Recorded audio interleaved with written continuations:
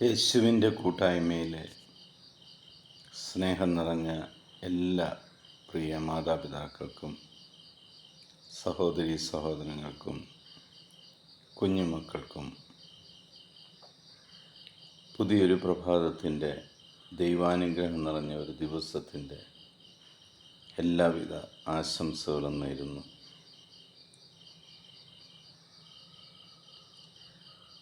ദൈവസന്നിധിയിൽ എപ്പോഴും ജാഗ്രതയോടെ ഇരിക്കുവാൻ ദൈവം നിങ്ങളെ ഓരോരുത്തരെയും സഹായിക്കട്ടെ എന്ന് പ്രാർത്ഥിക്കുന്നു. ഇന്ന് നമ്മൾ ശ്രവിക്കുന്ന തിരുവചന ഭാഗം മർക്കോസ് എഴുതിയ സുവിശേഷം 13-ാം അധ്യായം 35-ാം തിരുവചനം.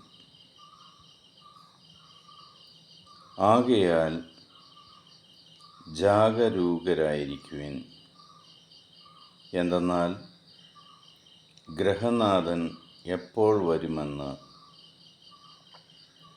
സന്ധ്യയ്ക്കോ അർദ്ധരാത്രിക്കോ കോഴി കൂവുമ്പോഴോ രാവിലെയോ എന്ന് നിങ്ങൾക്കറിഞ്ഞുകൂടാ.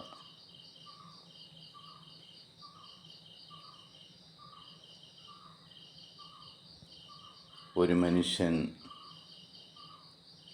ദൈവം തൻ്റെ അടുക്കലേക്ക് എപ്പോൾ വരുമെന്ന്,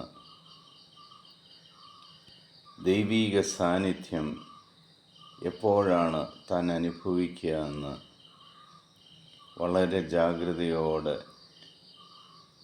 കാത്തിരിക്കുന്നത് പോലെ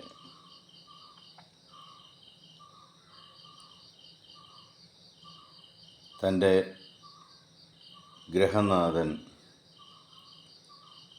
വിദൂരദേശത്തേക്ക് പോയിട്ട് എപ്പോഴാണ് തിരിച്ചു വരുന്നതെന്ന് ആലോചിച്ച് ജാഗ്രതയോടെ കഴിയുന്ന സേവകനെ പോലെ നമുക്കും ദൈവീക സാന്നിധ്യത്തിനായി ജാഗ്രതയോടെ തന്നെ കഴിയാം. ഈശോ വളരെ വ്യക്തമായിട്ട് പറയുന്നുണ്ട്, പിതാവിനല്ലാതെ പുത്രനോ മറ്റാർക്കുമോ അറിയില്ല ആ സമയവും കാലവും എന്ന്. പുത്രന് പോലും അറിയത്തില്ലാത്ത ആ കാലം. അപ്പോൾ നമ്മുടെ അവസ്ഥ ഒന്നാലോചിച്ച് നോക്കുക. ഓരോ നിമിഷവും ദൈവീക സാന്നിധ്യത്തിനായി ജാഗ്രതയോടെ കഴിയേണ്ട സമയം.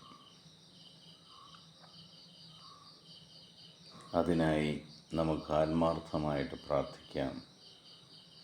പിതാവായ ദൈവത്തിൻ്റെയും പുത്രനായ യേശുക്രിസ്തുവിൻ്റെയും പരിശുദ്ധാത്മാവിൻ്റെയും കൃപയും അനുഗ്രഹവും സമാധാനവും എപ്പോഴും നിങ്ങളുടെ കൂടെ ഉണ്ടായിരിക്കട്ടെ.